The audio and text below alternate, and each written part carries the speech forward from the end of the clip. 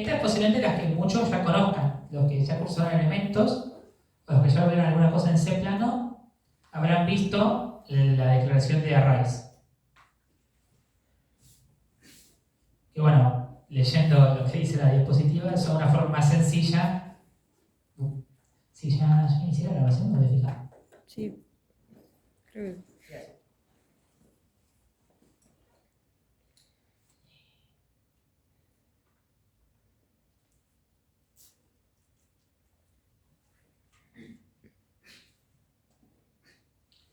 Son una forma más sencilla, pero con menos funcionalidades de crear muchas variables del mismo tipo juntas. Y la declaración es así sencilla. Es lo mismo que ya sabíamos hacer, pero ahora vamos a poner entre corchetes y la cantidad de elementos que queremos que existan, la cantidad de cajitas. Por ejemplo, acá 10 posiciones enteras. Acá sí pueden contener basura, porque esto es lo mismo que declarar 10 variables por separado, solo que ahora las puedo tratar todas juntitas. Y no tiene todos los métodos lindos que le dimos a los vectores. Sigue teniendo el método del corchete para acceder a las posiciones.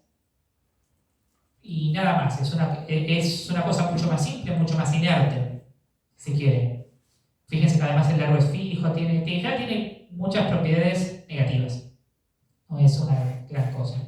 Pero se los comento porque existen, a veces uno por la simpleza de declaración o por lo que fuera los usa, y lo van a ver en código existente. Así que sepan que existen. Si no les interesa usarlo, está bien. La única advertencia es que dentro del main, los arrays grandes, por ejemplo, quizás hasta 100.000 podría llegar a ser, pero eso es muy borde. Pero ya empiezan a tener cuidado cuando tienen más de 10.000 posiciones, pueden hacer que el programa crashee. Consumen algo que se llama memoria de stack, que es como el programa, se van guardando las variables que vamos creando, y si se termina eso, el programa crashea. Así que los vectores consumen memoria de otro lado, que lo vamos a comentar más en la clase que viene. Por eso empieza todo en cero y por eso no nos tenemos que preocupar porque esa memoria se termine. Esa memoria hay tanta como RAM en nuestra computadora, pero de esta que usamos para declarar funciones, para declarar variables comunes y arrays, hay poquita, hay relativamente poca al menos.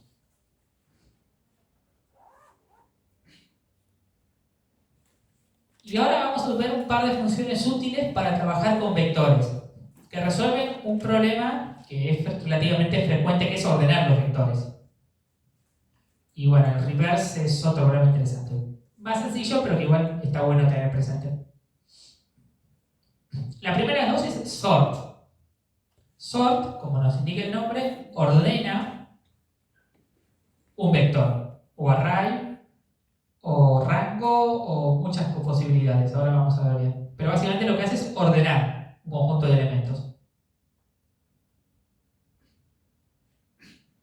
Si yo digo sort y entre paréntesis .begin.end, ahora en unas diapos vamos a ver qué es .begin y qué es .end, no se preocupen. Con esta línea vamos a ordenar de forma rápida y eficiente. Tengan esto muy presente. Esta es una forma muy rápida. Dentro de dos clases vamos a poder medir y poner en palabras más específicas qué tan rápida es, pero los que por ejemplo ya conozcan el método de burbuja, sepan que esto es un orden de magnitud mucho, pero mucho más rápido. ¿Sí? Y si nosotros solo queremos ordenar un rango, podemos decirle .begin más i y .begin más j. En general, las funciones de la biblioteca estándar de C++ y muchas cosas de programación en general usan la convención inclusive-exclusive. Así que el rango que describo con begin más i, begin más j, paréntesis, begin significa inicio, esta es una forma de indicar el inicio del vector, que ahora vamos a aumentar un poquito más en profundidad, y end, que significa final, es una forma de indicar indicar el final del vector. Y bueno, esto es como I posiciones después del inicio, J posiciones después del inicio. Y la J décima está excluida, porque es el rango inclusive exclusive. ¿Se acuerdan del problema de ejemplo, del primer problema de ejemplo de la primer tanda de diapositivas? Que era ordenar n números. Bueno, ahora podemos resolverlo cómodamente. Así que vamos a ver un ejemplo de código que resuelve ese problema.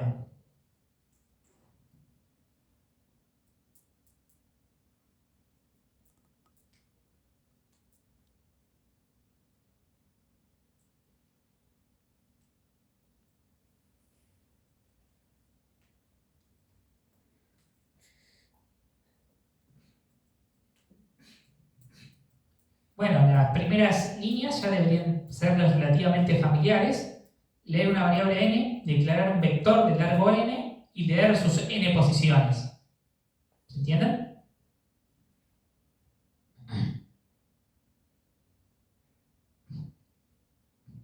Y ahora lo novedoso es lo que está en la línea 13, que es usar la función sort para ordenar nuestro vector.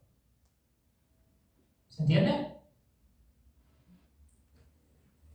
Y después lo que hacemos es mostrarlo ordenado. Ahora en lugar de poner un salto de línea después de cada posición, ponemos un espacio. Pero por lo demás es lo mismo. ¿Se entendió? Bueno, ahora lo vamos a ejecutar para verlo en la práctica, pero lo importante es que más o menos entiendan qué onda con este código.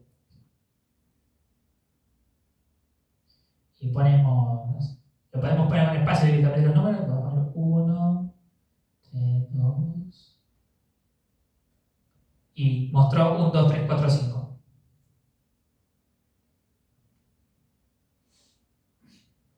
¿Hasta acá alguna duda, consulta? Para poder ordenar un rango, podría usar en el segundo parámetro n menos una variable. Creo que sí, no estoy 100% seguro, pero entiendo que sí. Sí. Sí, pues como son esto que vamos a ver, se llama iteradores de C++, sí podés hacer eso. ¿Qué devuelve .begin y .end? Eso lo voy a comentar en un par de diapositivas. Muy buena pregunta, pero la dejo picando. En el ejemplo que dice, ¿no te tendría que haber mostrado el 5 dos veces? ¿O si es un valor duplicado lo omite? ¿O fue por cómo lo escribiste? No, pero el primer 5 que mostré es el n. Es el que es la cantidad de números. Ah, ok. O sea, ¿viste que escribí 5 y después escribí 5 números? Sí. El primer 5 es el que lee acá. Ah, Es este sin n. Listo, no me había dado cuenta de eso. Gracias. No, gracias a vos por evacuar las dudas. ¿Alguna duda más?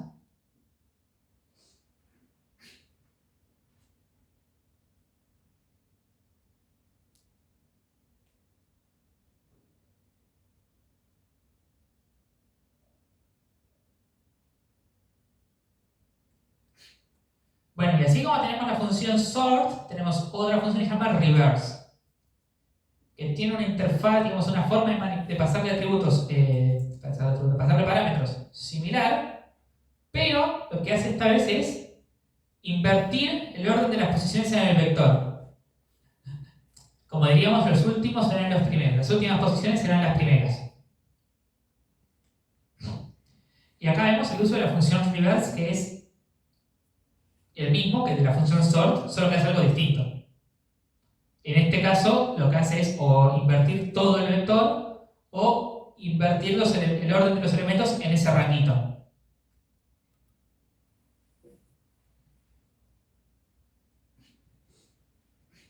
¿Se acuerdan que les dije que sort ordena creciente? Ordena de menor a mayor. Pero ahora que tengo el reverse, puedo hacer de forma cómoda ordenar de mayor a menor. Porque puedo ordenarlo y después revertirlo. Y eso es lo que voy a mostrar ahora, si no me equivoco.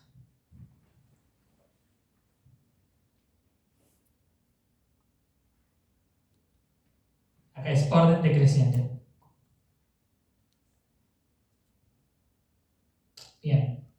El principio es todo el mismo. Van a ver que este código es muy similar al que teníamos antes, pero con la modificación de que después del sort le agregué el reverse. Y ahora vamos a ver lo que hace.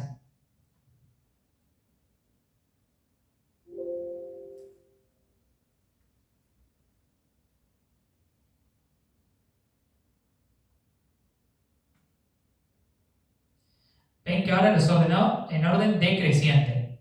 Lo que hizo por dentro es primero ordenar de forma creciente y después dar vuelta el orden.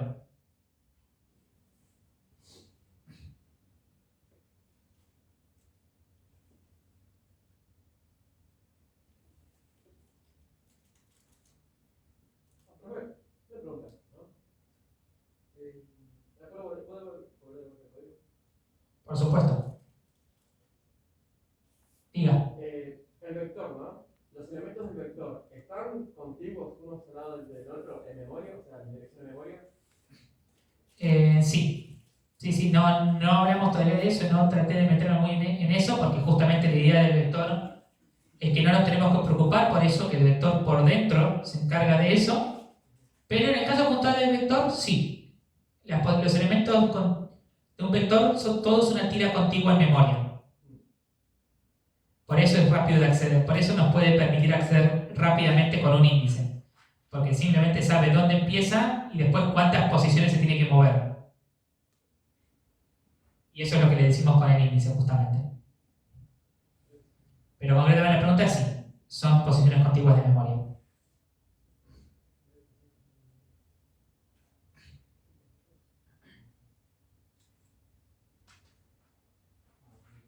Bueno, en arrays, como no tengo tampoco ni begin ni end, el nombre del array cumple el rol de punto begin.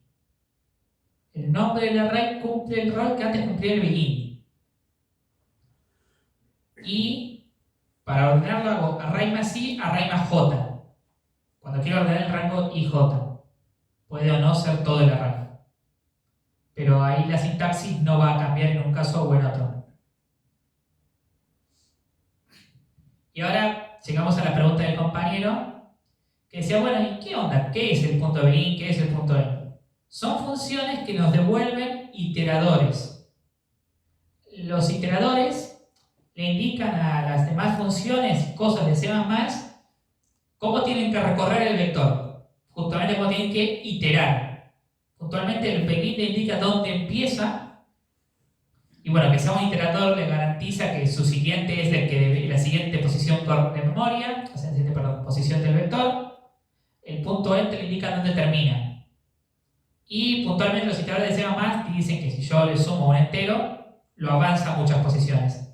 Pero quedémonos en que simplemente son una forma en la que C++ se indica a sí mismo, o sea, se indica entre las distintas cosas de C++, dónde empieza, dónde termina el vector, y cómo recorrerlo. Porque bueno, la función sort necesita obviamente recorrer el vector. Y para saber cómo recorrerlo recibe esos iteradores. En los arrays, como digo, el nombre del array se comporta como el punto begin. En este caso se llama puntero. Es distinto, pero a nivel práctico tiene muchas similitudes. Porque la idea es que el iterador es como un puntero mejorado, sofisticado. Pero por ahora, y está dentro de muchas clases, no vamos a profundizar en este tema. Este tema es más avanzado, es más abstracto, es más de los detalles de cómo funciona C++ por dentro.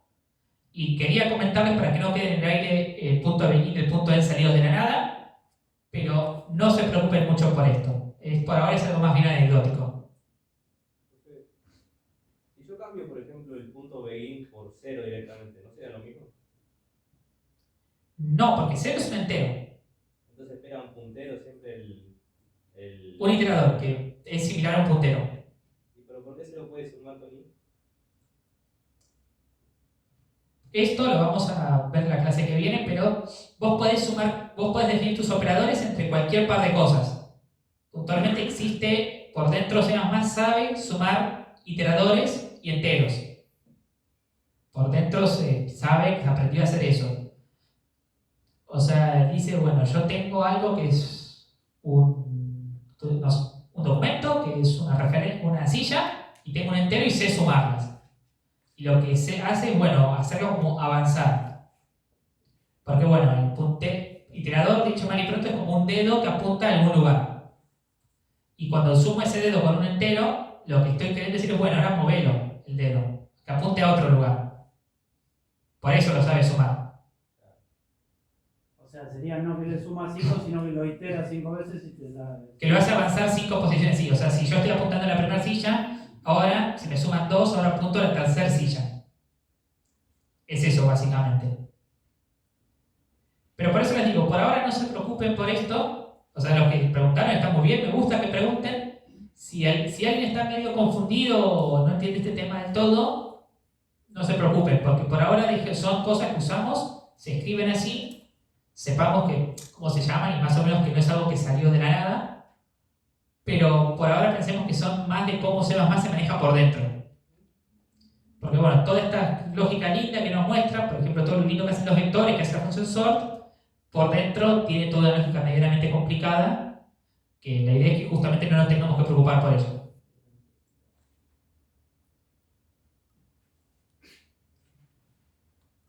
Ahora vamos a ver el tipo auto. El tipo auto es interesante. Hasta ahora siempre vimos que tenemos que decirle a C++ de forma muy explícita qué va a contener la caja. La variable, que es una cajita que contiene alguna información, decirle qué va a contener. Si va a contener enteros, si va a contener strings, si va a contener vectores enteros, qué va a contener. Bueno, pero la idea es que hay veces que por contexto eso se puede deducir. ¿Sí? Si C++, por ejemplo, si yo digo x igual 1, lo esperable es algo que yo dijera lo contrario, es que x sea un entero, ¿verdad? Entonces yo le puedo decir explícitamente a C++, bueno, usa el tipo que cabría esperar para esta variable. O sea, si yo hago auto x es igual a 1, lo que va a decir es, bueno, ¿1 qué es? 1 es un entero. Y yo entonces estoy queriendo guardar un entero dentro de x. ¿X qué tiene que ser? Y podría ser un flotante, podría ser un carácter, podría ser muchas cosas. Pero lo más natural, lo más normal, es que sea un entero.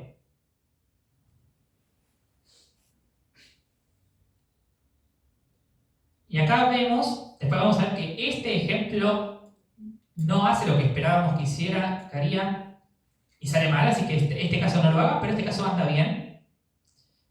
Y como para deducir el tipo de x usa de referencia qué valor queremos guardar en x, si yo solo digo auto x y no le asigno nada, C++ no puede saber qué tipo tiene que tener x.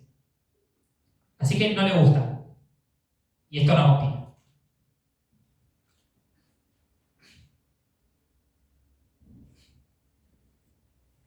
Y acá la advertencia, ahora vamos a ver el ejemplo de tipo auto. Que auto s igual a un texto no usa el tipo string, que es el que veníamos usando. Usa un array de caracteres. Porque por dentro, para C++, esto no es un string, esto es un array constante de caracteres. Un lío. Así que, para que eso no pase, acá sí tengamos que decirle string s igual a text o texto. ¿Se entiende? Y ahora vamos a ver un ligero ejemplo del tipo auto para acostumbrarnos.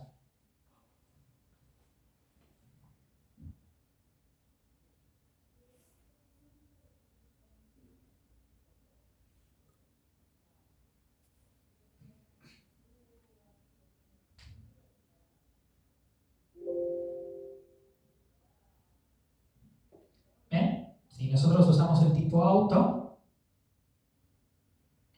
puedo hacer esto.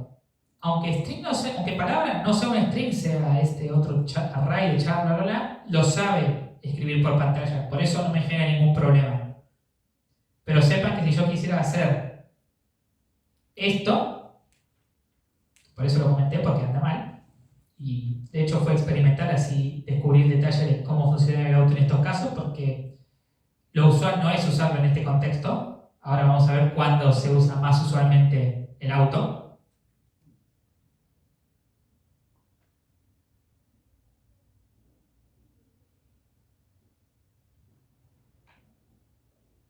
A ver. No, explicaba F9, pero no estaba seleccionando el código, por eso no hacía nada. ¿Ven que no le gusta que dice que la compresión falló? Porque esto no es un string, esto es lo que decía, es un array de caracteres. Entonces no tiene un punto size. Por eso esto falló.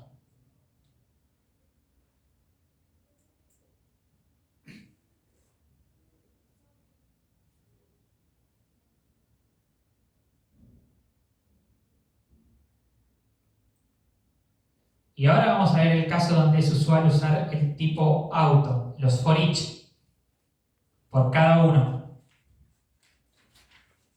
Que sirven para recorrer vectores y en el futuro vamos a descubrir que muchas otras estructuras.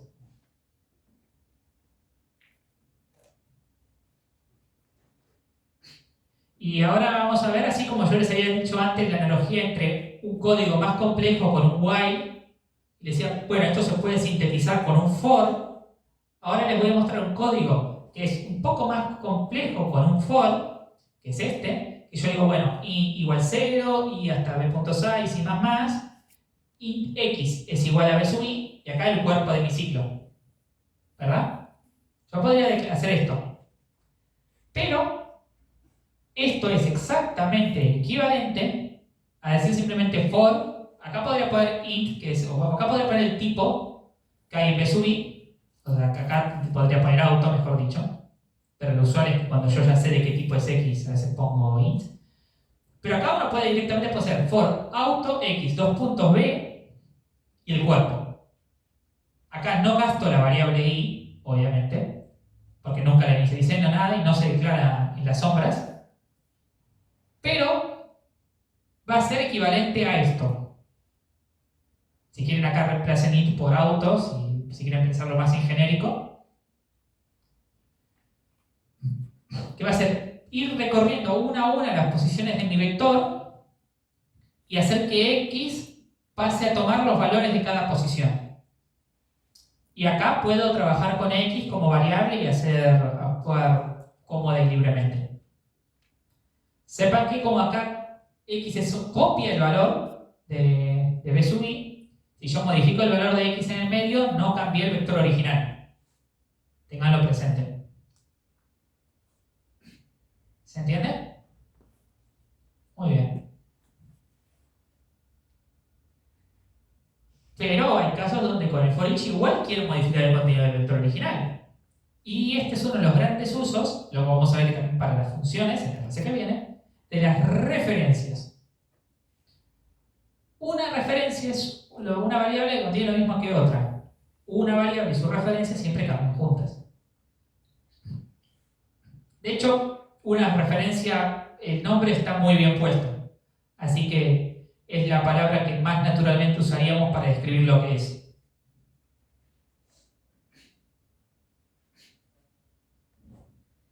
Y ahora vamos a ver un ejemplo de referencia. Que es, yo tengo x es igual a 10. Uso este signo antes de i para decir que esto es una referencia entero. Entonces, acá lo que digo es que i es una referencia a una variable entera. I igual a x.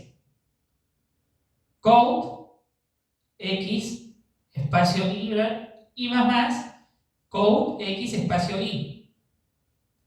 Fíjense que acá estoy modificando i, ¿verdad? Ahora vamos a ejecutarlo, pero pensemos un poco qué es lo que haría. Acá hago que x vale 10, ¿no? Acá i vale 10. Sí, es lo mismo que x. Acá muestro por pantalla que va a aparecer 10, 10. Acá aumento i en 1. Y ahora vale 11. Y ahora muestro por pantalla de nuevo. ¿Qué va a aparecer en esta última línea, en esta última instrucción?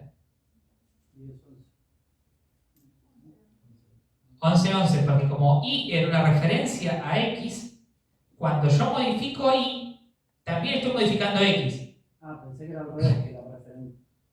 En los dos sentidos funciona. Tomaba el valor del original. Funciona en los dos sentidos. Ah, ok. O sea, si yo digo que i es una referencia a x, lo que digo es que en todo lugar donde ponga i en el futuro, o sea, donde está definida en el scope de esta referencia, obviamente donde está definido esto, donde pongo i podría poner x.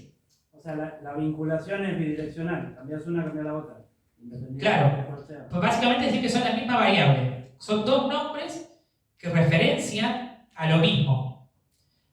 Por eso esto es como referenciar a la variable que ya tenía con otro nombre. Puedo seguir hablando de X porque puedo putear X, pero ahora también puedo hablar de Y. Pero en el fondo Y y X son la misma cosa. No son dos variables, son la misma caja que tiene dos ROT, que aparece listada con dos nombres distintos. Pero después voy a ver y es la misma cajita con datos. Pero para dejarlo bien claro, este ejemplo sí lo estamos. Este ejemplo está. El ejemplo es referencia.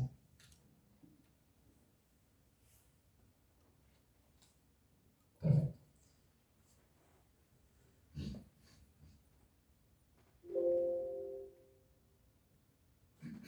Y como vimos, ahora se muestran 11-11.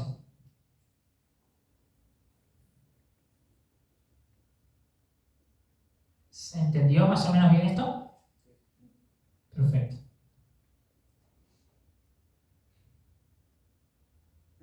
No me quedó claro. Perdón. No, está perfecto, la idea es que pregunten. Sí, no entiendo cómo ya está 11. La voy a poner un poquito más grande. Dijimos que Y es una referencia a X. Lo que dijimos que las referencias cambian junto con la variable a la que referencian, porque en el fondo son la misma variable, ¿verdad? Sí. Yo te dije que todo lugar en donde yo ahora pongo Y, podría poner X y el código anda igual. Y lo que hago es exactamente lo mismo, porque Y es una nueva forma de llamar a X, es una nueva identidad de X, si queremos pensarlo así. Entonces acá mostré X y mostré Y, que es 10-10, porque X vale 10. Ahora, este Y más, recordad que donde podría cambiarlo por X y anda igual, y hace lo mismo. Esto es X más. Recordad que los operadores más lo que hacían era aumentar la variable en 1. Esto es lo que vimos, el operador más, o sea, hacer I más o más I aumenta en 1, que es lo que estuvimos usando en los ciclos todo este rato, para hacer avanzar la variable I latina como iterador, como índice, mejor dicho. ¿Se entiende? Bueno, como Y en este caso es una referencia a X, al cambiar Y, en realidad estoy cambiando X.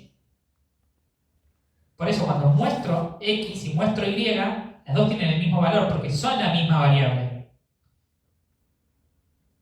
¿Se entiende? Bien. Vuelvo a la analogía para que quede más claro. Recuerden que dijimos que las variables son nombres que les dábamos a cajitas. Y lo que yo hago es obtener una lista de nombres y dónde está la cajita. Bueno, yo puedo guardar con dos nombres distintos la misma cajita en mi lista de variables. Eso es lo que hago con una referencia. Me guardo con dos nombres distintos, con el nombre X y con el nombre Y, la misma cajita, la misma parte de la memoria, la misma variable real. ¿Se entiende? Perfecto. No, gracias a ustedes por participar. Bueno, el ejemplo ya lo habíamos visto, así que vamos a seguir con las diapositivas.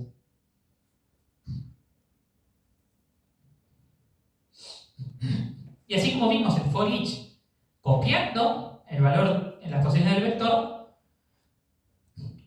podemos usarlo con referencias. Puedo hacer que X sea una referencia a cada una de las posiciones del vector. ¿Correcto?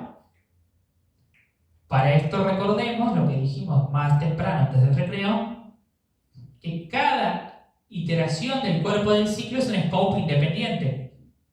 O sea, cada vez que hago esta línea, referencio a una posición distinta en mi vector.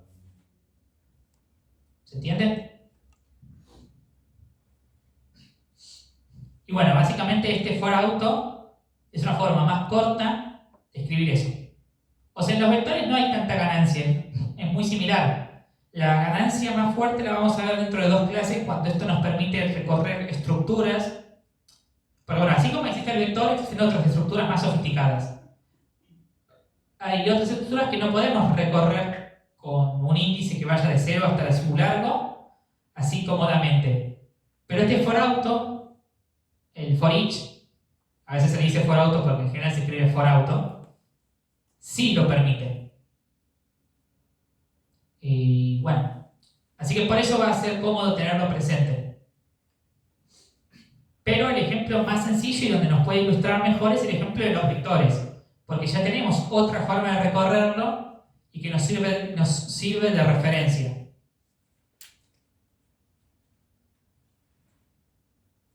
Y ahora vamos a ver si ahora todo junto con ejemplo.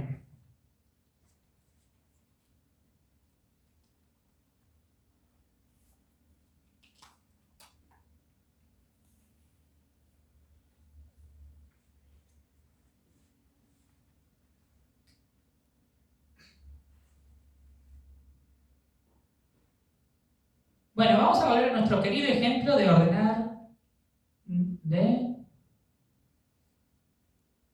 ¿Qué dice? Orden en números con for each. Bueno, acá falta el sort. Pero eso se arregla fácil. Bueno, pero veamos primero lo novedoso. Después agregamos el sort que falta. Leemos el n, eso ya lo sabíamos, y ahora usamos el for auto ampersand x y leo el contenido de x para leer cada posición de b. Pensemos 10 segundos, pensemos un momento lo que hace esto.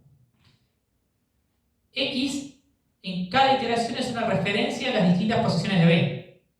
En la primera iteración de este sin es una referencia a la posición 0, luego es una referencia a la posición 1, luego es una referencia a la posición 2, etc.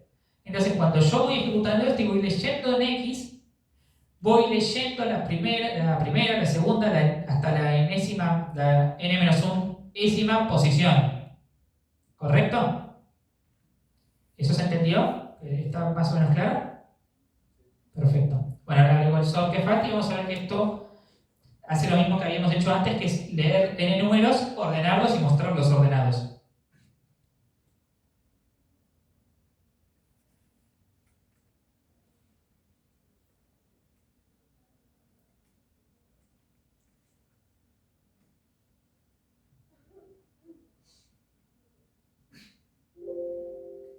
Vean un detalle, para leer, como yo quiero modificar el contenido de la variable, necesariamente lo tengo que pasar por referencia.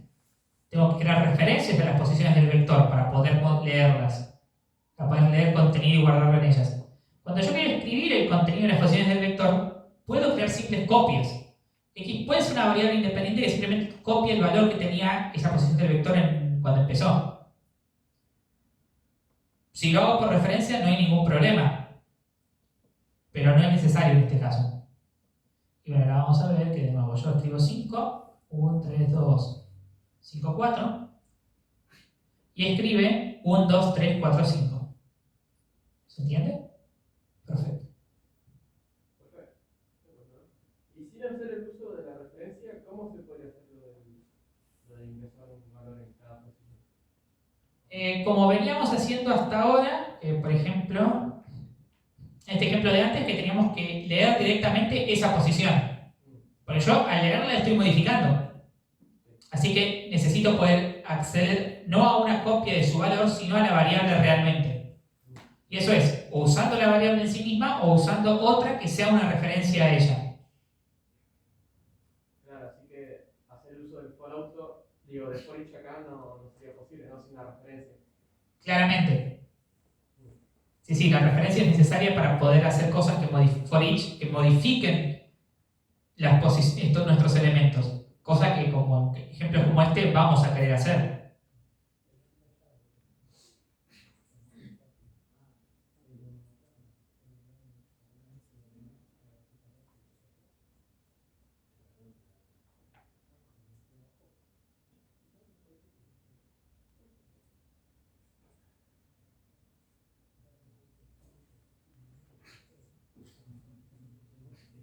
Y bueno, y acá les comentaba el ejemplo de que podemos rehacerlo con for each y referencias.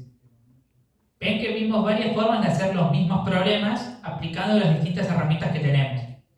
Después ustedes usen la que les sea más cómoda. Hasta ahora no vimos una que sea mejor que la otra. Lo único que sí es claramente mejor que otra cosa es que el sort, que ya viene implementado en C++, es mejor que el ordenamiento por burbuja. pero nada más que eso. Ahora ya terminamos la segunda parte de la charla de hoy, el segundo gran tema del tip que estaba en el título, que eran los vectores. Bueno, vectores, arrays, los for each y todo lo demás, que lo podemos pensar todo como el tema de los vectores. Y ahora vamos a ir al tercer gran tópico de hoy, que son las macros. Las macros, que posiblemente muchos hayan visto quizás en elementos o en alguna otra materia. No estoy muy seguro si en otros lenguajes existen de esta forma. No sé si son particulares de 6C++, pero en 6C++ se usa para dar instrucciones a lo que se llama el preprocesador. ¿Recuerdan que dijimos que nosotros tenemos nuestro editor de código, que es un editor de texto adaptado a escribir código? Escribimos todo lindo y después llama algo que se llama el compilador, que convierte esas instrucciones en C++ en un lenguaje, de máquina que la computadora puede interpretar y crear un ejecutable, ¿verdad?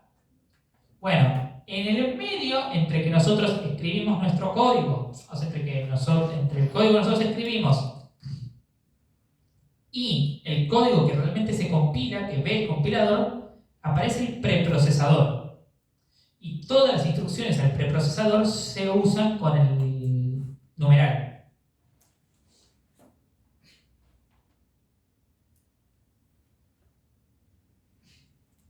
De hecho, ¿vieron los include? Que siempre usamos algunas funciones, bueno, include lo que dice es, bueno, anda a buscar un código que ya tienes hecho, que ya tienes escrito. Cuando yo digo bits contra barra stdc++.h, estoy diciendo toda la biblioteca estándar de C++, que esos son el código que ya existe, que ya se escribió.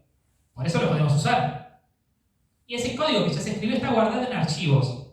Cuando se instala en un compilador o un editor de texto, todos esos archivos vienen con el compilador.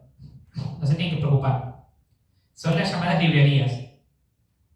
Y lo que estamos diciendo es, anda, busca ese archivo, busca todo su contenido y ponelo en este lugar en donde pongo este include, poner todo el contenido de ese archivo.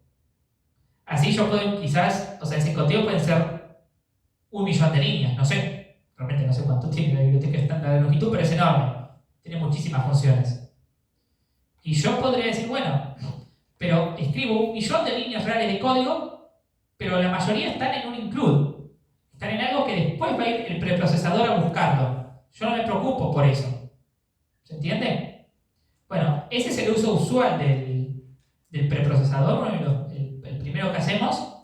Que por eso les recomiendo usar siempre el bits stdc++.h, porque así nos despreocupamos de qué funciones o qué cosas queremos usar específicamente en el código que estamos haciendo.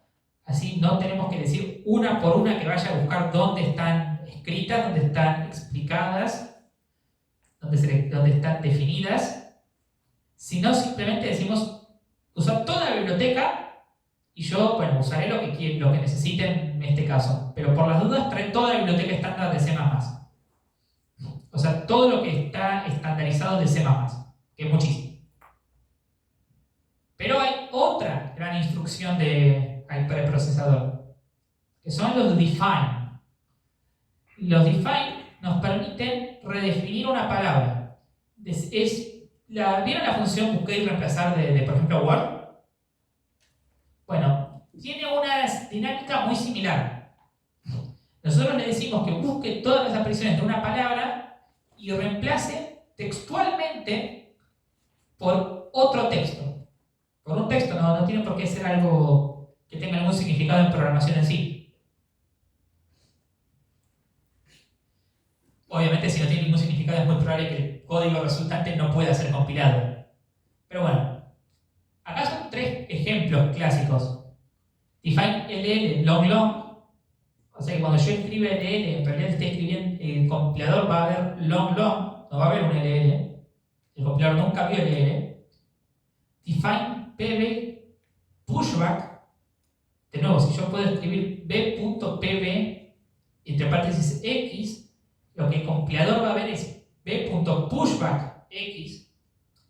Porque el preprocesador se encargó del lspb y como tenía un define que le decía que spb en realidad es un pushback, lo reemplazó, así sin más. O define inf, como este número que es, si no lo escribí mal, son 1000 millones. Notar que los define al final no llevan punto y coma. Si pusiéramos punto y coma al final, también lo va a poner cuando reemplace la palabra. Aclaro. Y ahora vamos a ver estos ejemplos de código, pero antes hay una diapositiva más, que es más o menos explicar las partes del define. Bueno, primero, hashtag define, para decirle al preprocesador que queremos definir algo, si no, no se entera lo que le hago. Luego, la palabra que queremos que busque y reemplace tiene que ser una palabra, no va a buscar partes de palabras ni varias palabras juntas ni otras cosas, va a ser una palabra en específico. El contenido, este sí puede ser cualquier cosa, es más, hasta puede tener más de una línea. Y un fin de línea al final de todo, que es donde termina la instrucción de define. Y acá les comento, ahora pasamos al ejemplo, que las instrucciones, las palabras en C++ contienen letras, números, letras mayúsculas, minúsculas del alfabeto inglés, obviamente. Números y guiones bajos. Y no empiezan con un número. Estas son las dos características de las palabras, estas son las características de las palabras de C++. Solo pueden usar estos términos y no pueden empezar con un número.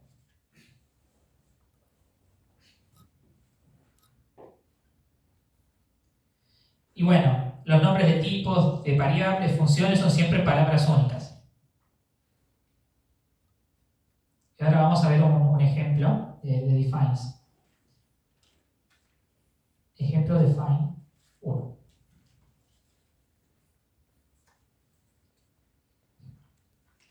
Bueno, ahora acá hay un ligero texto explicando lo que hace el include, lo que yo les comenté hace un rato oralmente. Y acá los tres defines que vimos de ejemplo. Define ll long long, define pivot pushback e inf literal, así sea algo literal o hardcodeado de varias formas. Cuando ponemos el número explícitamente en el código o el valor explícitamente en el código, 1000 millones. Y acá el define multilínea, para hacer un define multilínea, antes de terminar la línea pongo una barra, una contrabarra, perdón. Esto lo que dice es que donde lea multilínea, tiene que sacar la palabra multilínea y poner int x igual 1, punto y coma, enter, int y igual 2, punto y coma. Y ahí se terminó. Y como acá no le puse otra barra, dice que este fin de línea, ahí sí termina el contenido en mi define. Bueno, ahora pensemos. LL variable inf. Recordemos, donde dice LL lo cambia por long long. Donde dice inf lo cambia por 1000 millones. Y le cambiamos variables igual a variable por variable. Acá para ver que en long long entran números muy grandes que no entraban en int. Podemos hacer un vector de LL y hacer que pushback inf. Donde dice PB lo cambia por pushback. Couteamos la posición 0 y ahora tenemos el define multilínea, que lo reemplaza por int x igual 1, int y igual 2. Y ahora, fíjense que como el define lo reemplazó por el texto, por este texto, acá no existe la palabra multilínea, existe int x igual 1, punto y coma, enter, int y igual 2. Así que acá puedo coutearlos porque ahora existen. El compilador ve que existen. ¿Se entiende esto? Tengo una pregunta. O sea que sí hay que poner punto y coma cuando hacemos un define, pero le agregamos una variable a la palabra, ¿no? Porque nosotros como que no tenía que usar. Acá el punto y coma lo puse dentro del define. Claro. O sea, ven que acá puse punto y coma dentro, o sea que cuando reemplaza ya pone el punto y coma. Si acá yo no hubiera puesto esto, yo hubiera tenido que poner punto y coma después del define. Porque lo que hace es ir y buscar textualmente, busca la palabra multilínea donde sea que esté dando vueltas y la reemplaza por este código, por este choclo de texto. ¿Hay variable igual a variable por variable? ¿Se puede reemplazar por variable igual por variable? Eso lo vamos a ver la clase que viene, es por igual, pero sí. Pero lo vamos a ver la clase que viene, esos operadores, que no me acuerdo bien cómo se llama exactamente.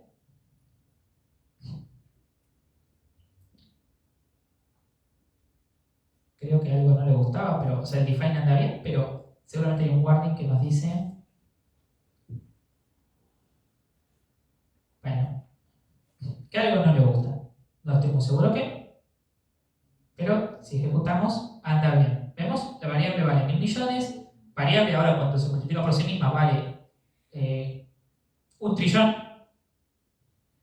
La posición 0 del vector al que le hicimos PB, variable, vale 1000 millones, y X e Y valen 1 y 2.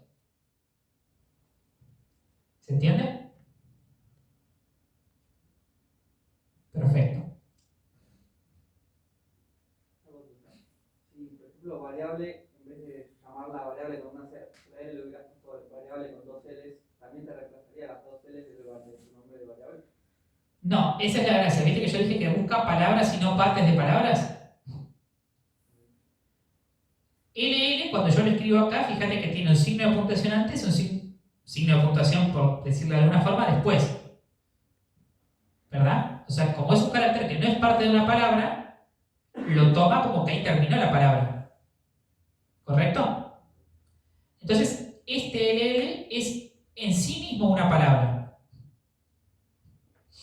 En cambio, si yo hiciera, por ejemplo, vamos a decir, no sé, LL variable,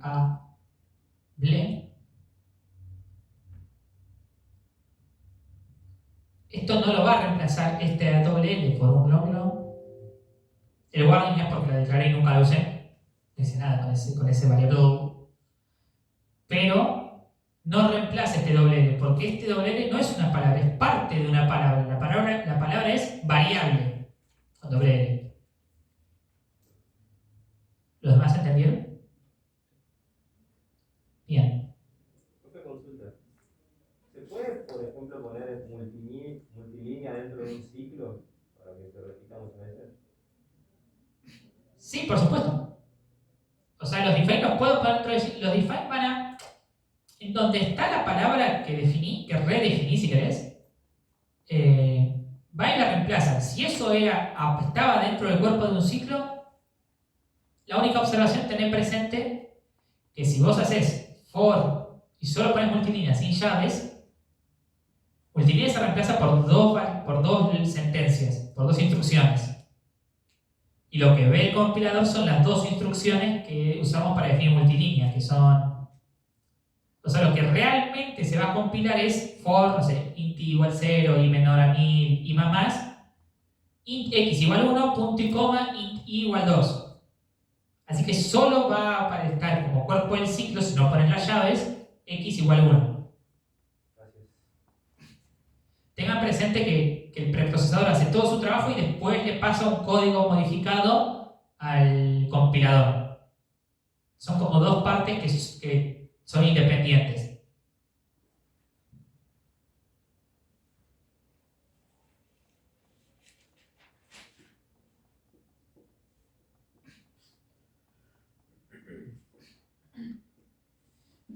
Y así como las funciones reciben parámetros, los defines pueden recibir parámetros. Y de hecho, esto era lo que realmente quería llegar.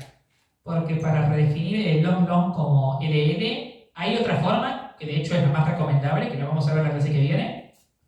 Pero estas son las macros más usuales. La de pushback quizás sí es una macro que se suele usar a veces y es cómoda, pero estas son las macros realmente que son las joyitas que quería comentarles hoy sobre macros y lo que motiva a hablar del tema. Que son macros que reciben parámetros.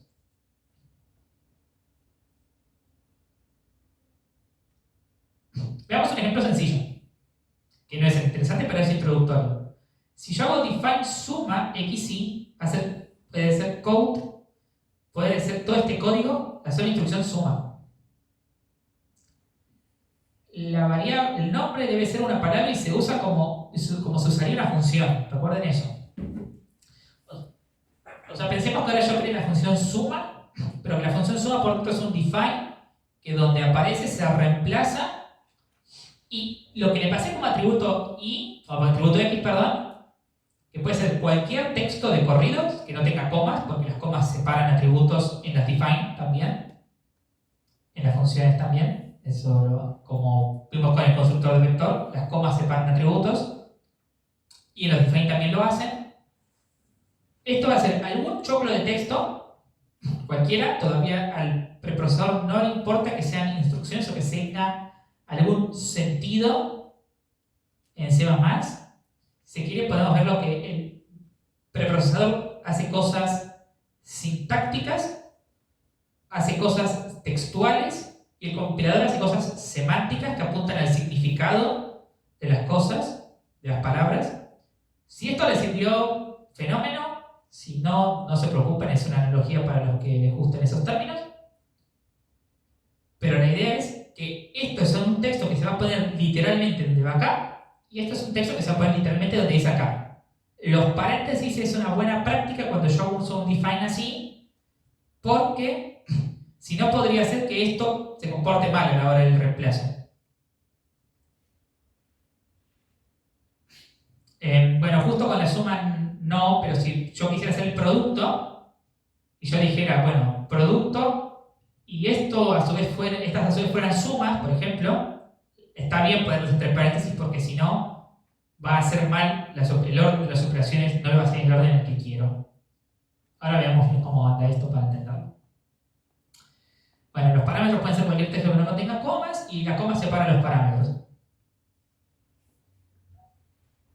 A ver si voy a probar un ejemplo especial o vamos a ver directo el de for_sn y for_sn.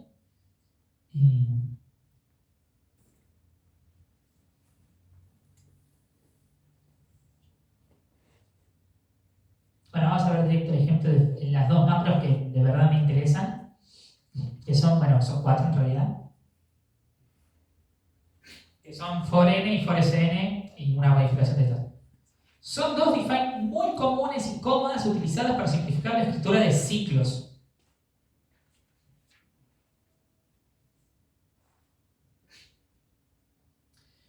Los define que vimos antes, si escribo for_n_xn y couteo x, ahora tengo que mostrar el código. Ahora lo vemos, disculpen. Ahora vamos a ver cómo son esos define, la magia que hacen por dentro.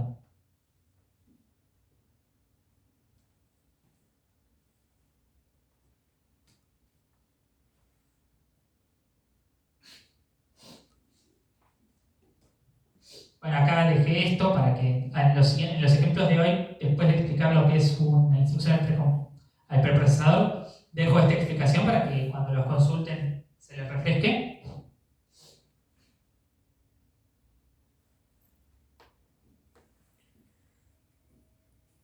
Y esta es la magia de este tercer tema de hoy. Estos 4 defines. El primero veamos for_sn. For int i igual int s, i menor a int n, y más. ¿Bien?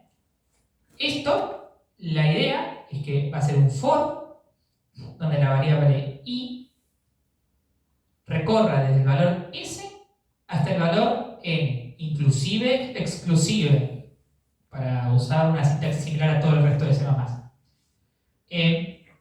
Enfatizo una cosa, estas son variables del define. Si acá uso for_sn x que vaya de i hasta z, el código que realmente va a compilarse va a ser for int x igual int y, x menor a int z, x más. No me quedó claro si for_sn es una palabra reservada o vos la estás poniendo así. Yo lo estoy definiendo ahora como con la instrucción define.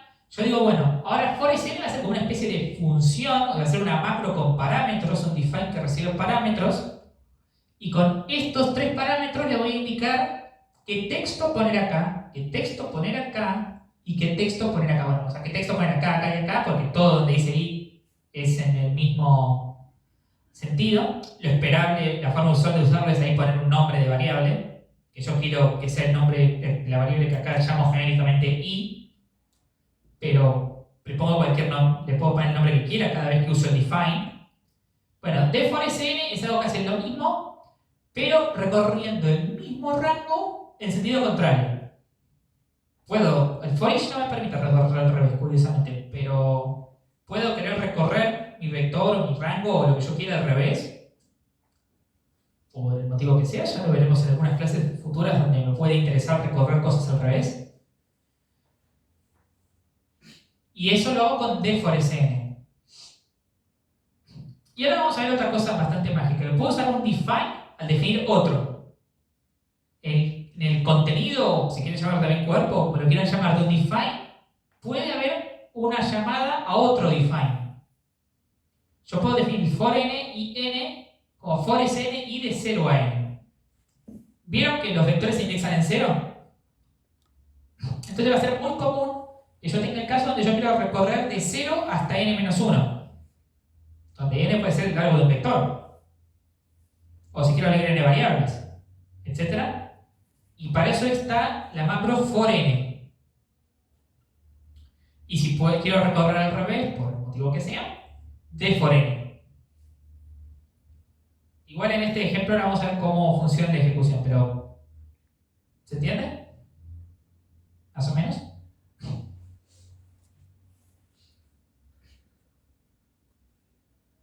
Y acá, bueno, vamos a ver cómo inicia for n de x3 y va a mostrarme x vale.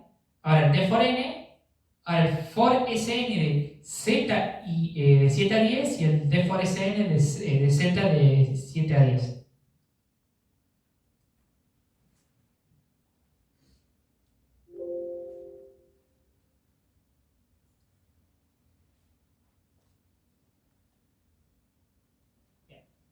Perfecto. ¿Ven? En la primera instrucción es inicia el for n x3. Ven que si ese define está contenido como texto en un string, que es un string puesto entre comillas, tampoco lo va a reemplazar, porque entiende que no es una palabra de mi código, no lo entiende como palabra del código. X vale 1, X vale 2, X vale, perdón, 0, 1, 2. El d for n vale 2, 1, 0. El for sn z, bueno, vale 789, vale 987, pero vean que yo le pasé z como primer parámetro. Y ahora la variable se llama z, donde ponía i al definir la macro en el define, cuando explicaba el contenido, lo reemplaza por z. Donde decía s, bueno, acá lo reemplaza por 7 y aquí lo reemplaza por 0. Y donde decía n, acá lo reemplaza por 10, y bueno, ahí lo he reemplazado por 3. ¿Se entiende? Dos preguntas. ¿Los define van siempre afuera del main? O sea, siempre van al principio del... No, es lo usual, porque en general uno hace... Los defines son como algo que le facilita a uno las prácticas. O sea, uno se acostumbra a escribir los for de esta manera, entonces quiere que estén lo antes posible, porque todo el código quiere que use ese define.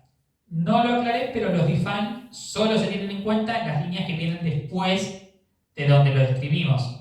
En eso casi todo en C++ es secuencial. Las cosas solo existen en las líneas que están después. Para las líneas que están antes eso nunca existió. Pero bueno, en general define como estos los pongo al principio porque son muy propios de todo el código. Son algo que es común a mi forma de codear, que se va incorporando a mi forma de escribir código. Podría ser define puntuales dentro de, bueno, alguna función, que es lo que vamos a ver la clase que viene, o cosas así, para que sean ad hoc, o que sean específicos para esa pieza de código que estoy escribiendo, y que quizás haga un define para repetir algo 3 o 4 veces, para que sea más práctico. Pero estos define, como son muy genéricos, podríamos decir utilitarios en algún sentido, por eso los declaro antes que el resto del código, porque los voy a querer usar en todo mi código, no porque algo me obliga a declararlos al principio de todo. Y pregunta número 2, ¿se puede redefinir un define? ¿O si lo escribo otra vez es No, pero podés desdefinir. O sea, podés tener una instrucción que se llama undefined, que deshace un define previa, y ahí sí ya podés volver a definirlo, pero primero tenés que desdefinir. Igual, como te dije, como estos defines son defines que queremos usar en todo nuestro código, no vamos a en general querer desdefinirlos. Pero si hubiera algún define que es muy puntual de una parte del código y que pudiera generarte problemas en otras, sí, pues tenés el undefined.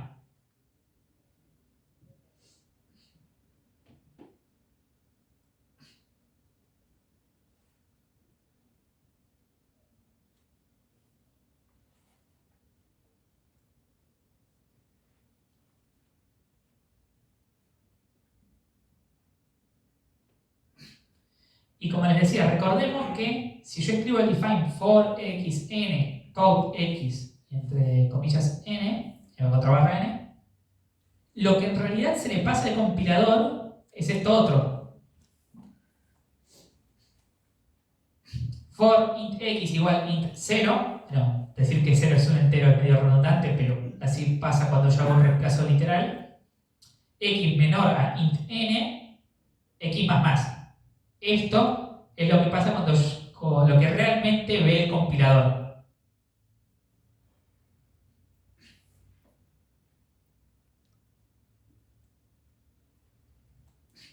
Y bueno, acá la advertencia de que los define pueden ser fuente de errores de compilación. Puede pasar que un código que un código no compile, porque al reemplazar por el contenido de un define, ya el código deje de tener sentido.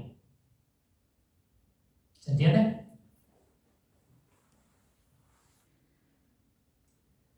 Y bueno, esto es medio una idea de por qué yo querría usar esto.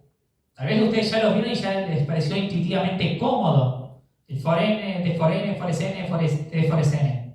No fue mi caso. Tardé mucho tiempo desde que me comentaron de esta idea hasta empezar a usarla, pero en retrospectiva voy a decir que de verdad debía haber empezado antes.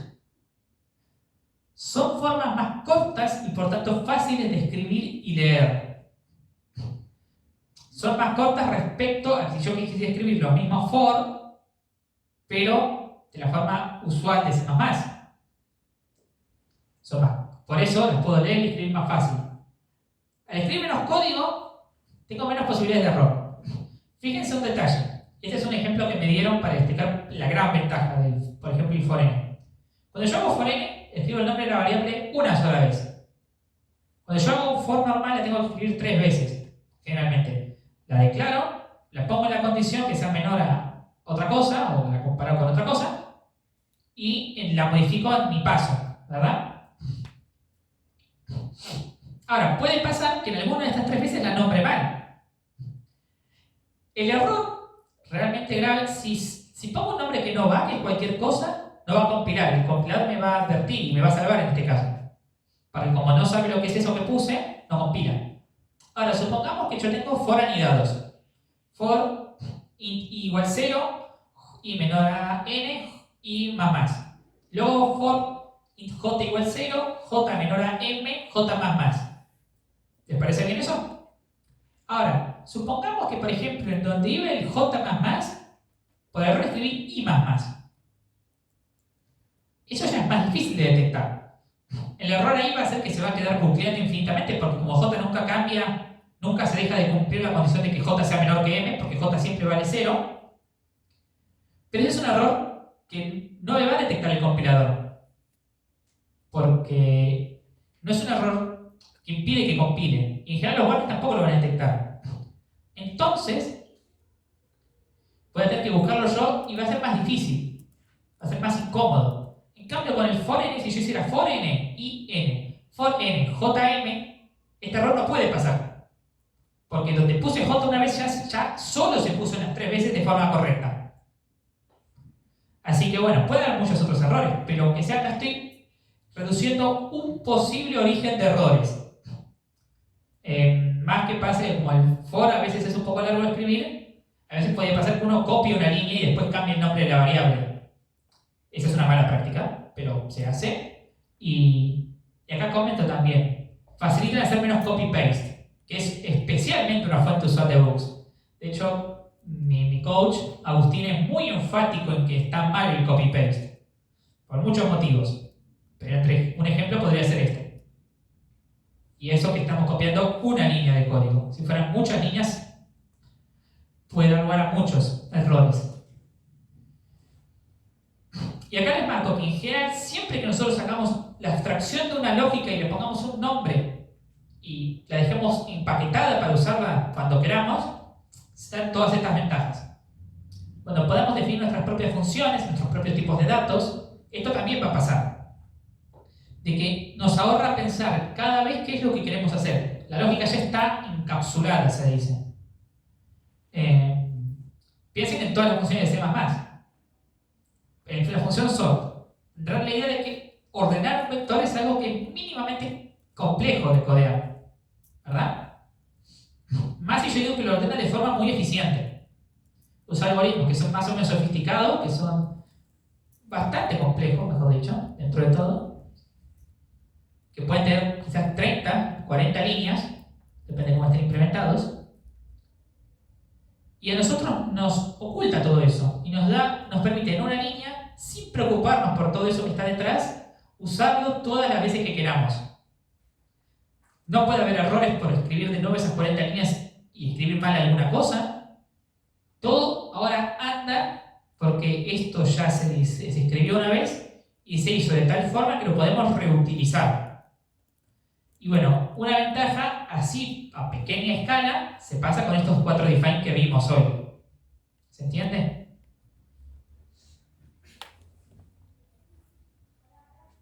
Y esta es una última macro que está muy buena,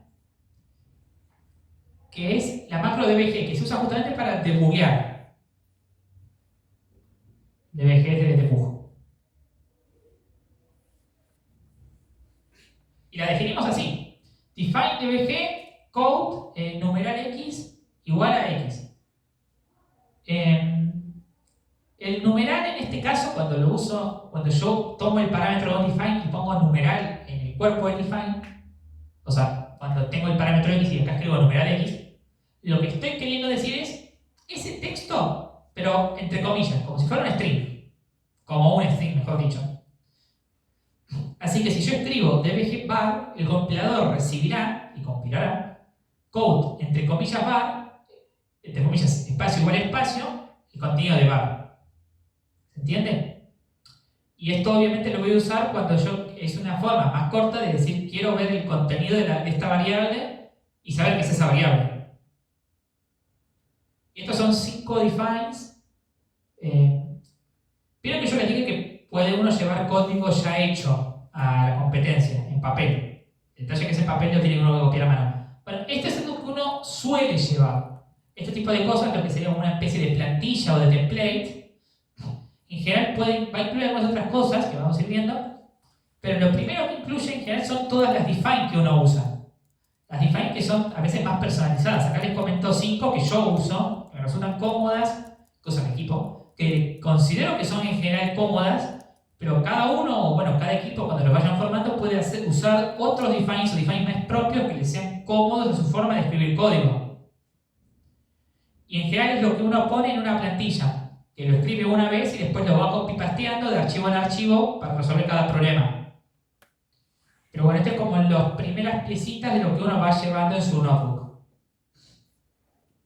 Y bueno, ya que vimos ciclos, tenemos que tener el paréntesis de cómo leer y escribir rápido por la consola.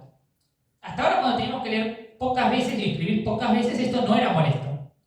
Pero ahora podemos leer 100.000 números. Si dijimos que no va hasta 100.000 y vamos a leer 100.000, los n números, podemos leer 100.000 veces. Y escribir 100.000 veces. Inclusive leer, escribir. Así que, y esto puede ser lento. Para evitar esto es muy sencillo. Esta es otra cosa que uno pone en el notebook, no necesitamos acordarnos la de memoria. Y bueno, aunque ahora no tengan un notebook o no estén armando uno, obviamente pueden tenerlo anotado en algún lado, porque nunca va a haber un problema aunque tengan esto anotado. Después uno se lo acuerda, pero igual está bueno tenerlo.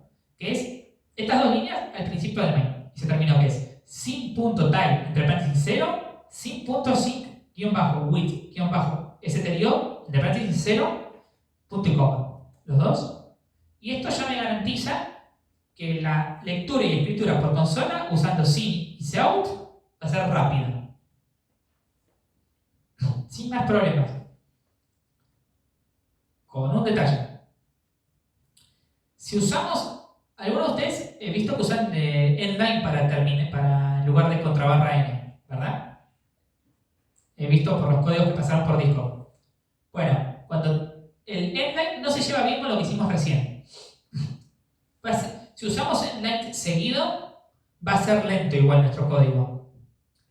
Esto es por cómo está implementado por dentro endline, que no es solamente un carácter de fin de línea, es algo un poco más sofisticado, tiene una lógica más compleja detrás, que básicamente se lleva mal con lo que hicimos antes.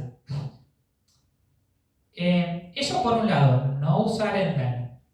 Si ustedes usan una sola vez endline una vez que algo que se ejecuta una sola vez, no debería generar problemas, pero lo recomendable es nunca usarlo en cosas que se ejecuten mucho.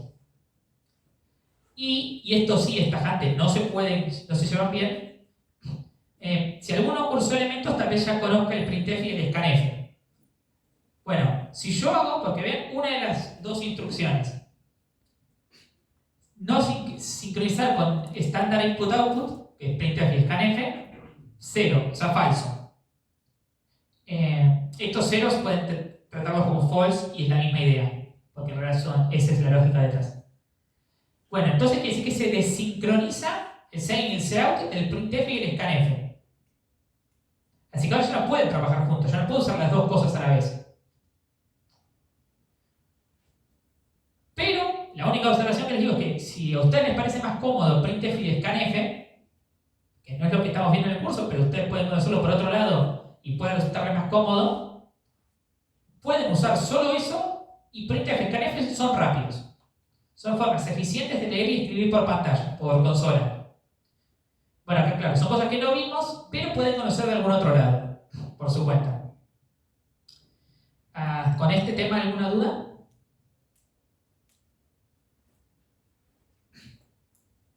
Y... No llego a entender la diferencia que podría haber en hacer esto más rápido. Porque leer y escribir por consola consume mucho tiempo.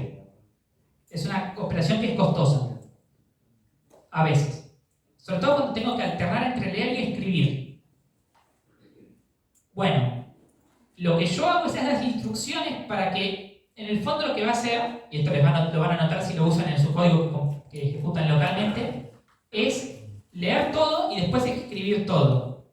No va a escribir todo lo que tiene que escribir, se lo va a guardar para escribirlo al final de todo. Y eso hace que todo sea más eficiente. Básicamente, porque es mucho más sencillo para la computadora pensar en leo, escribo, que leo, escribo. Básicamente porque tiene lo que se llama buffer, que no es muy importante si no saben lo que es, pero que las puede guardar antes de escribirlas realmente. Y guardarlas en el buffer y después escribir todo el buffer junto es más rápido que guardar una cosita, escribirla, guardar una cosita y escribirla. Si no, esta parte igual es un detalle para los interesados, no es algo que sea necesario saber. Lo que tienen que saber es que usar el sync.tie0 y sync.sync_with_stereo0 para que el código, para que la lectura y escritura siempre sea eficiente y nunca le genere problemas de time limit por eso.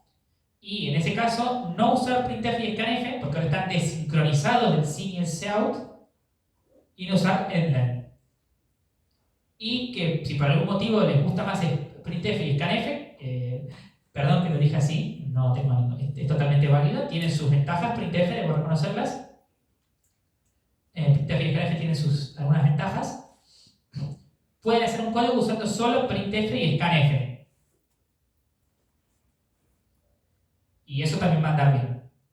Y si no saben lo que es printf y scanf, no se preocupen. No es necesario para avanzar en el curso.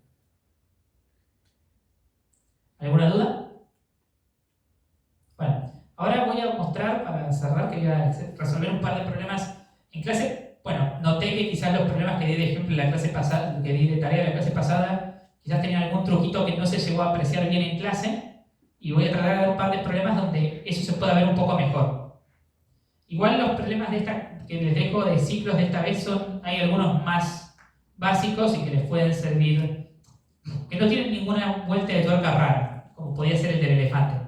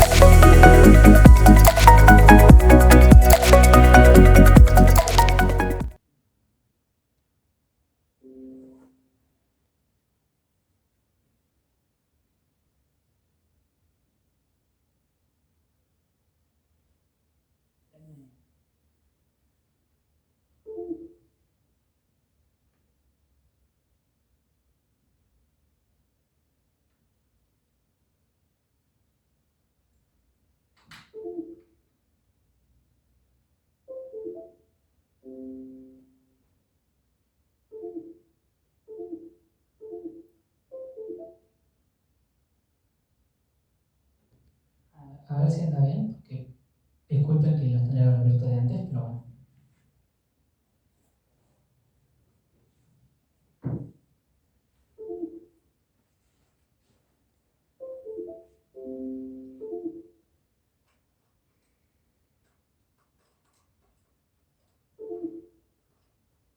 Bien, ahora anda. Se hizo desear, pero...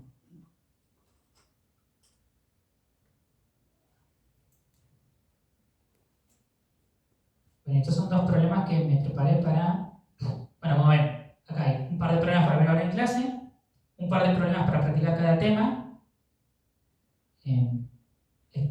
Este posiblemente sea bastante difícil, así que ese podemos dejarlo como ejercicio difícil también.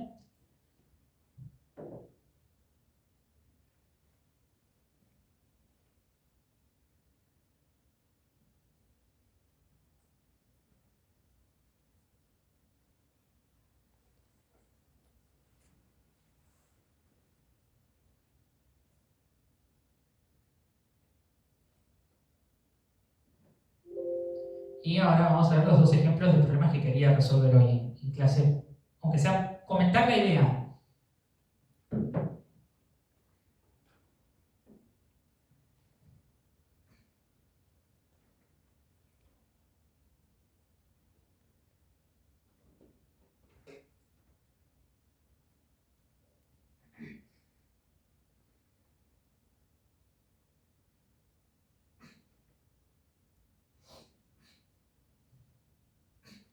Bien, podemos darnos un momento para leer este problema. Odd even increments. Nos dice, tenemos un vector A de n enteros positivos. Y tenemos dos posibles operaciones, que es aumentar todas las posiciones pares en 1, o aumentar, o sea, las posiciones de índice par en 1, o aumentar las posiciones de índice impar en 1. ¿Correcto? Y lo que nos preguntan es si, usando estas dos operaciones, es posible hacer que este vector, que todas las posiciones del vector tengan la misma paridad. O sea, que el contenido de todas las posiciones sea par, o todo el contenido de todas las posiciones del vector sea impar. ¿Se entiende? Bueno, acá nos comenta, esto es por una cuestión de eficiencia del propio juez, que nos van a dar muchos casos de prueba en el mismo archivo, en el mismo caso como lo habíamos pensado, va a tener muchos casitos, subcasos si se quiere. Este primer T de acá es, el primer línea T contiene el número de casos de prueba, que es hasta 100.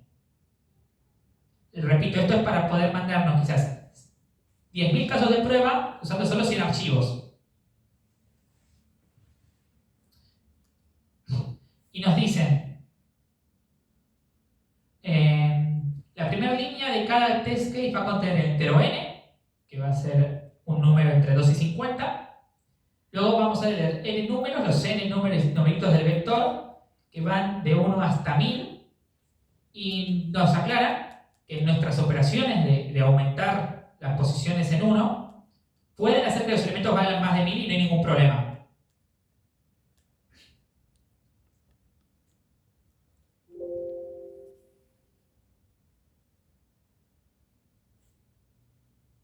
Queda tiempo, 36 minutos es menos de lo que nos queda.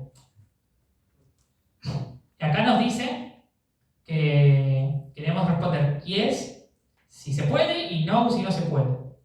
Y nos aclara que no le va a importar si lo escribimos en mayúsculas o minúsculas. Eso para evitar que dé mal una respuesta por algún error al tipear a mano el yes o el no. ¿Se entiende? Bueno, ¿alguna idea, alguna observación clave que quieren hacer? ¿Algo que les parezca comentable de este enunciado? No me quedó claro lo que hay que hacer cuando es impar o par. ¿Hay que sumarle al valor que está en el array o qué hay que hacer? Lo que nos dicen es, vos tenés estas operaciones a tu disposición, vos las podés hacer como vos quieras. ¿Y cuáles son las dos operaciones que vos podés hacer? Que vos podés decidir hacer. Una es agarrar la primera, la tercera, la quinta, la séptima, etcétera, posición del vector, y a esos valores sumarles 1. ¿Verdad? La otra es agarrar la segunda, la 2, la 4, la 6, etcétera, y a esas posiciones sumarles 1. ¿Se entiende? Esas son tus dos operaciones. Y le dicen, vos tenés libertad de aplicarle estas operaciones a tu vector, al vector que te damos. ¿Bien? Ese es un enunciado muy común en competitiva, así que está bueno, por eso este ejemplo me gusta. Por eso lo vi y pensé que estaba bueno comentarlo. Porque es muy común que el formato no sea nosotros te indicamos qué operaciones hacer, vos simulalas. Es muy común que el formato sea vos tenés libertad de hacer este conjunto de operaciones. Indicar si es posible cumplir este objetivo. A veces te van a pedir que aparte indiques cómo, que digas qué operaciones específicamente harías. No es este el caso, pero a veces te lo piden también. Pero lo que te están pidiendo es vos podés hacer estas operaciones. Son las operaciones que vos tenés a tu disposición. Si yo te pidiera que hagas que este vector ahora todos tengan la misma paridad, diciéndote que solo puedes hacer una de estas dos cosas, las veces que quieras, pero solo alguna de estas dos cosas, no cualquier cosa que se te ocurra, ¿podrías hacerlo o no podrías hacerlo? Eso es lo que te está preguntando este problema.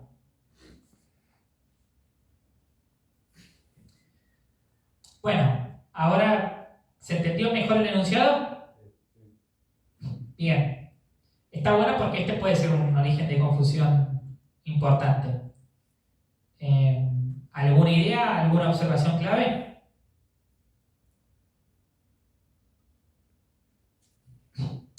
Bueno, la observación que yo quisiera hacer para empezar, para alguien quiere hacer una, le voy a dar un minutito más. O sea que la posición 1, por ejemplo, más 1, debería dar lo mismo que la posición 0 para que tengan la misma paridad todas. Debería dar módulo 2, o sea, o son todas pares o son todas impares. Okay. Puede ser que todas las posiciones pares y todas las posiciones pares tienen que tener, o sea, sí, todas las pares tienen que tener o ser o pares o impares, porque yo si aplico una operación que le sume 1, todas van a pasar de pares. Si son pares van a pasar a impares, y si son impares van a pasar a pares. Entonces tendrían que todas las impares tener la misma paridad y todas las pares tener la misma paridad para que cuando yo aplique alguna de las operaciones Efectivamente es esa la respuesta. ¿Ibas a decir algo? Sí, no, es justamente eso. Había que chequear si son pares o si son impares y ahí sumarle 1 para que todo. Claro, la observación clave que tenemos que hacer es esta operación, sumarle 1 a un número, invierte su paridad. Si era impar, ahora es par, y si era par, ahora es impar, ¿verdad? Ahora, yo agarro a todos los números en posiciones 1, 3, 5, y a todos les cambio la paridad. Ahora, si por ejemplo el 1 y el 3 tenían distinta paridad desde el principio, con esta operación no puede ser nunca que tengan la misma. Así que ya sé que el 3, que la posición 1, la posición 3, la posición 5, etc., tenían que tener la misma paridad desde el vamos. Porque si no, no se puede. Y lo mismo aplica para la posición 2, 4, 6, 8, etc. Si no tenían la misma paridad la 2 y la 4, nunca la van a tener con estas operaciones. Bueno, ahora fíjense el detalle. Yo ahora tengo que todas las posiciones pares tienen alguna paridad, pero la misma, y todas las impares tienen también la misma paridad. ¿Bien? Bueno, con cambiar la paridad de una de las dos, ahora hago que todo el vector tenga la misma paridad. Así que, básicamente la respuesta es, si todas las posiciones impares, sus valores tienen la misma paridad, y si para todas las posiciones pares sus valores tienen la misma paridad, ¿se puede? Y si no, no se puede. Y ahora podemos ver un ejemplito del código que chequea eso, que puede ser o no interesante. A ver. All the increments.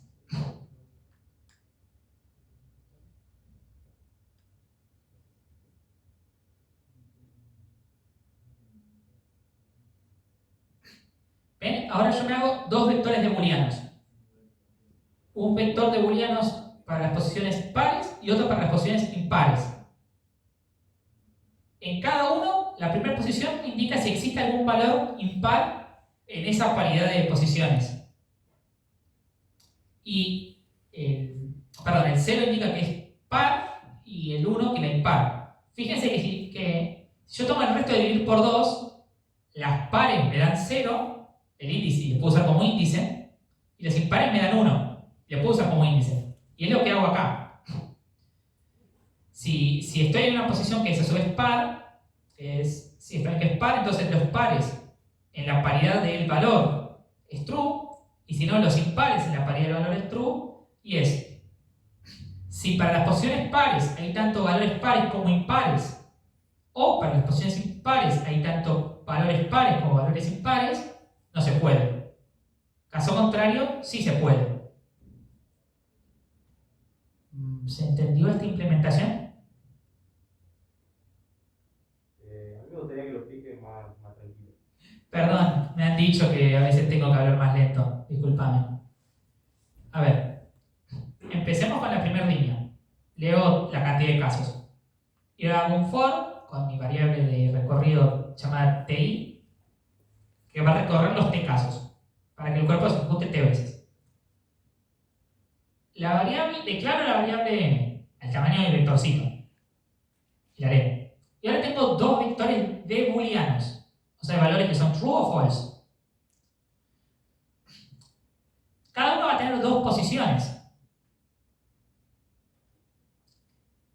El vector llamado pares me habla de las posiciones con índice impar. La posición 0, la posición 2, la posición 4.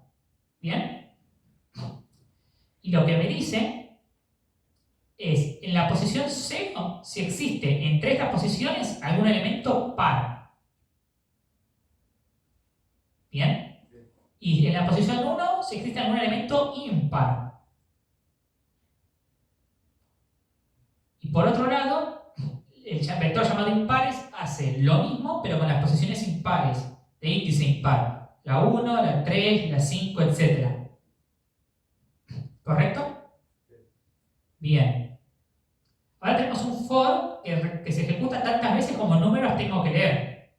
Y el i es la posición en mi vector, que nunca lo guardo porque no necesito guardarlo. Pero es el índice que tiene el a sub i que estoy leyendo. ¿Se entiende? Bueno, entonces tengo x. Leo x. Ahora, si estoy en la posición par, modifico el vector de los pares. Si no, el vector de los impares. ¿Y esto qué hace? X módulo 2. X módulo 2 es el resto de dividir x entre 2. Si x es par, quiere decir que x es divisible por 2. Así que le va a dar resto 0. Así que si x es par, puede decir que par sub 0 es igual a true. Que es lo que yo quería, porque quería que par sub 0 me indica si existe algún elemento con valor par y en posición par. ¿Correcto? Y si no, el resto de dividir x entre 2 va a ser 1. ¿Correcto?